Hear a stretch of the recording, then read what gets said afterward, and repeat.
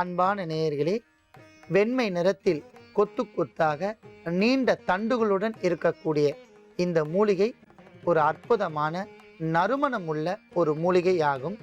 நாம் இன்று எடுத்துக்கொண்ட 3 வகை மூலிகையுமே மிகுந்த நறுமணமுள்ள ஒரு மூலிகை.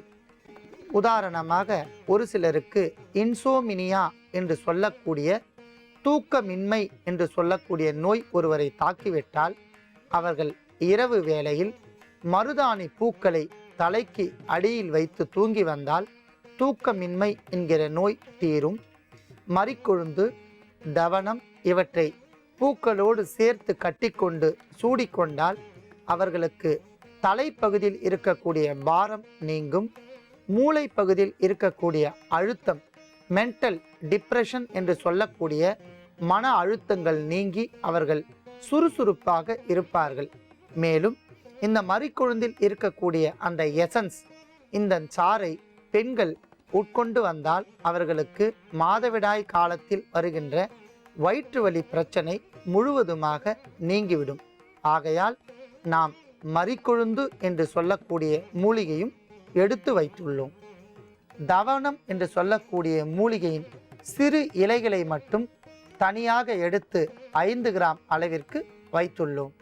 அடுத்ததாக, மறிக்கொழுந்து என்று சொல்லக்கூடிய மூலிகையை அதனுடைய காம்பை நீக்கிவிட்டு கொழுந்து இலைகளை மட்டும் தனியாக 5 கிராம் அளவிற்கு எடுத்து வைத்துள்ளோம்.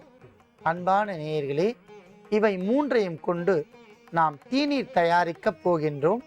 அதற்காக 100 மில்லி அளவிற்கு நீரை நாம் நன்றாக காய்ச்ச வேண்டும்.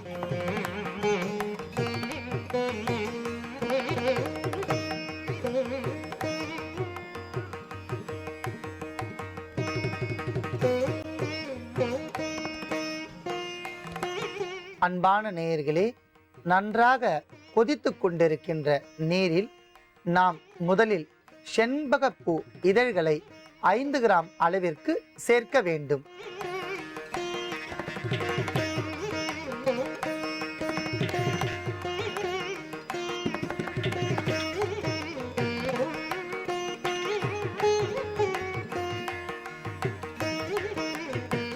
அடுத்ததாக, தவனம் என்று சொல்லக்கூடிய மூலிகை 5 கிராம்.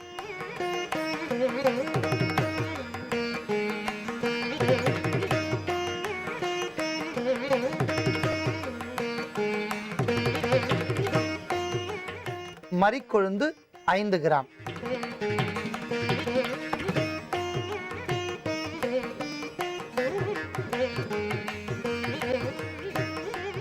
அன்பான நேயர்களே, அத்தனை பொருட்களும் சேர்ந்து தீநீராக நமக்கு மாறிவிட்டன. அதை நாம் வடிகட்டி எடுத்துக்கொள்ளலாம்.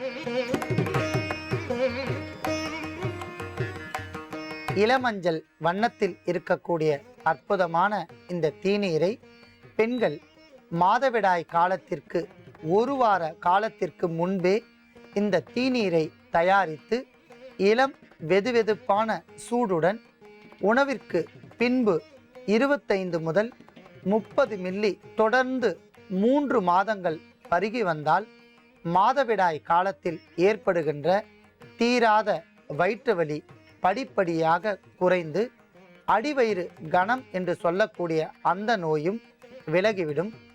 வயிறு உப்பசம் என்று சொல்லக்கூடிய நோய் உடையவர்கள் மாதத்திற்கு 1 முறை தீநீரை தயாரித்து பருகி வந்தால் பூரணமாக அவர்களுக்கு வயிற்று உப்பசம் என்கிற நோய் தீரும்.